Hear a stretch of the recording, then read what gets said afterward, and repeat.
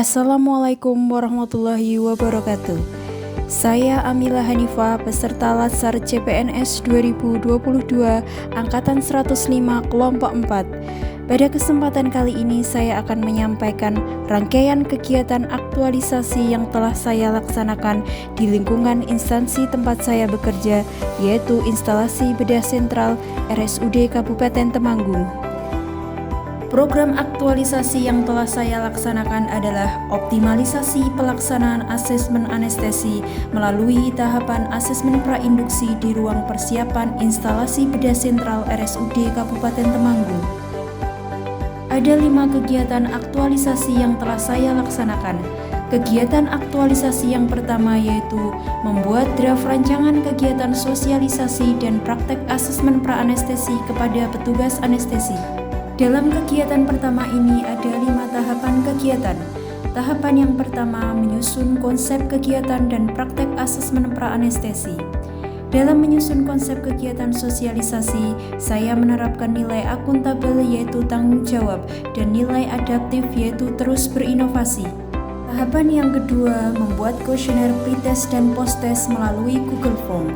Dalam membuat kuesioner, saya menerapkan nilai akuntabel dan kompeten, yaitu melakukan dengan cermat untuk mendapatkan hasil yang terbaik. Tahapan kegiatan yang ketiga membuat checklist evaluasi praktek asesmen praanestesi. Dalam membuat checklist evaluasi praktek asesmen praanestesi, saya menerapkan nilai kompeten dan berorientasi pelayanan, yaitu memperhatikan kualitas terbaik sesuai dengan kebutuhan. Tahapan kegiatan yang keempat, melakukan konsultasi dengan mentor tentang rencana kegiatan sosialisasi dan praktek asesmen praanestesi. Dalam melakukan konsultasi, saya menerapkan nilai adaptif dan harmonis, yaitu selalu antusias terhadap perubahan sehingga mendapatkan keputusan yang selaras. Tahapan kegiatan yang kelima, melakukan perbaikan rencana kegiatan dari hasil masukan mentor. Dalam melakukan perbaikan rencana kegiatan, saya menerapkan nilai loyal dan kolaboratif, yaitu berkomitmen dan bersinergi untuk hasil yang lebih baik. Kegiatan aktualisasi yang kedua, membuat video tahapan asesmen prainduksi. Dalam kegiatan yang kedua ada 3 tahapan kegiatan. Tahapan yang pertama menyusun konsep materi video tahapan asesmen prainduksi. Dalam menyusun konsep materi video, saya menerapkan nilai kompeten dan berorientasi pelayanan, yaitu memperhatikan kualitas terbaik serta sesuai kebutuhan petugas. Tahapan kegiatan yang kedua, melakukan konsultasi dengan mentor tentang konsep video asesmen prainduksi. Dalam melakukan konsultasi tentang konsep video, saya menerapkan nilai kolaboratif dan harmonis, yaitu bersinergi untuk mendapatkan hasil yang selaras. Tahapan kegiatan yang ketiga, membuat dan editing video tahapan asesmen prainduksi. Dalam membuat dan editing video, saya menerapkan nilai adaptif dan loyal, yaitu mengembangkan kreativitas disertai dedikasi yang tinggi. Berikut adalah cuplikan video tahapan asesmen prainduksi. Tahapan asesmen prainduksi terdiri dari 1. Identifikasi gelang pasien, 2. Anamnesa, 3. Penilaian patensi jalan napas, 4. Pemberian premedikasi, 5. Dokumentasi. Sebelumnya saya cek dulu gelangnya ya Bu ya. Oh ya, Ibu, sebelumnya apakah ada aksesoris yang belum dilepas seperti anting, gelang, atau kalung? Oh, saya pakai gelang. Oh, coba Ibu buka mulutnya. Lagi? Oh ya, cukup. Untuk antibiotiknya ini ada pemberian Cefoperazone 2 gram. Dokumentasi terdiri dari 1. Mengisi lembar form prainduksi, 2. Dokumentasi tanggal, waktu, tanda tangan, dan nama terang. Tahapan kegiatan yang keempat, melakukan upload video tahapan asesmen prainduksi ke YouTube channel. Dalam melakukan upload video, saya menerapkan nilai berorientasi pelayanan dan adaptif, yaitu memenuhi kebutuhan serta terus berinovasi. Kegiatan aktualisasi yang ketiga, membuat banner dan QR Code tahapan asesmen prainduksi. Dalam kegiatan yang ketiga ada 4 tahapan kegiatan. Tahapan yang pertama, menyusun materi banner tahapan asesmen prainduksi sesuai SPO. Dalam menyusun materi banner, saya menerapkan nilai akuntabel dan kompeten, yaitu dilakukan secara cermat untuk menghasilkan kinerja yang terbaik. Tahapan kegiatan yang kedua, melakukan konsultasi dengan mentor tentang materi banner.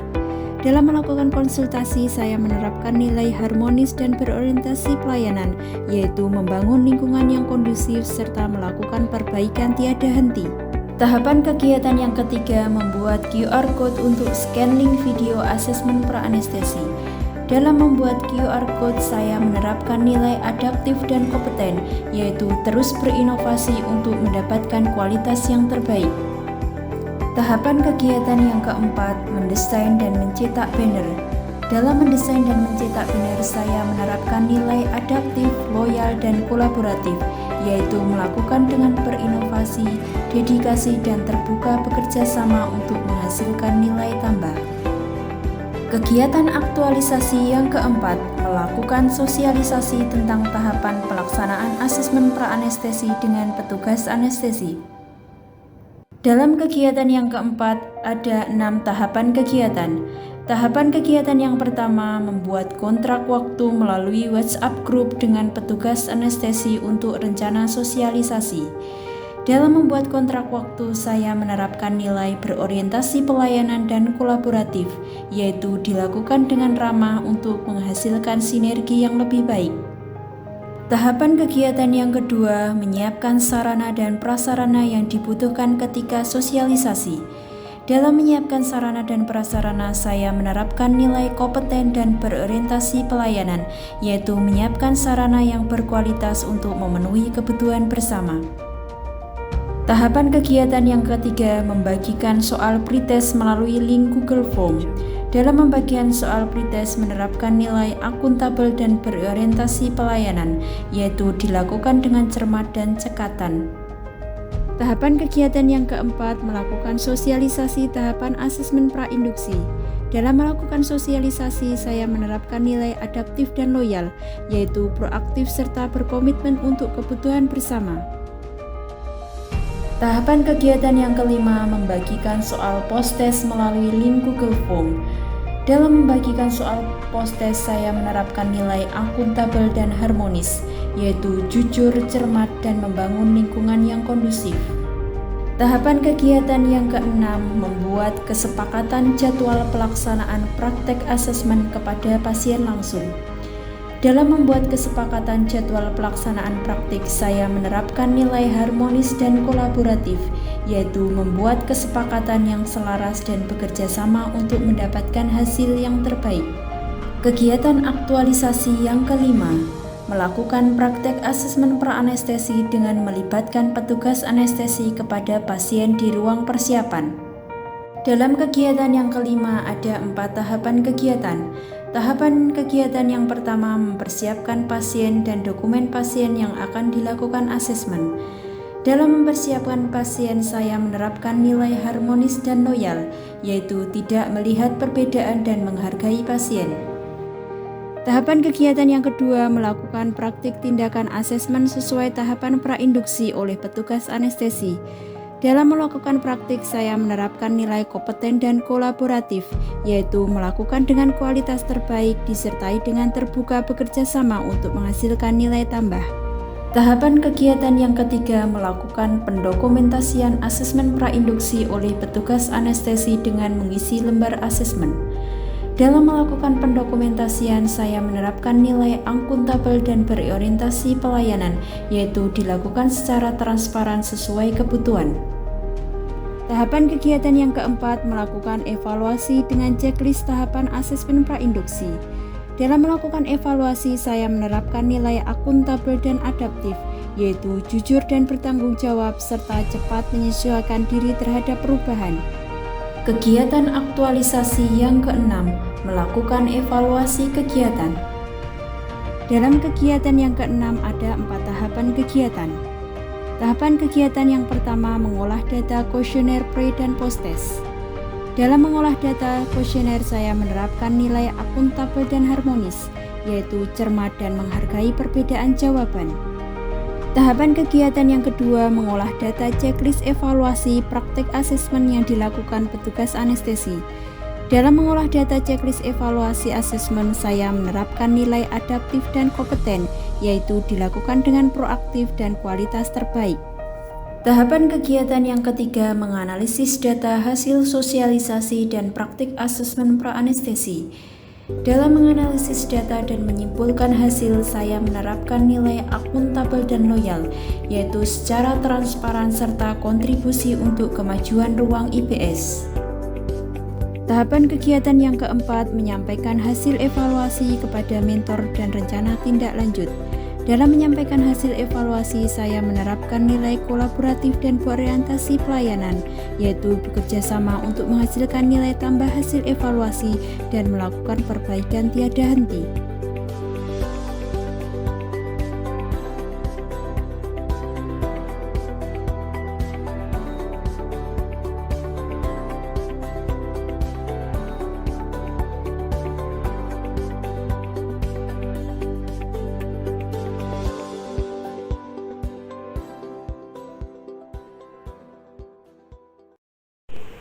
Ya, Assalamualaikum warahmatullahi wabarakatuh.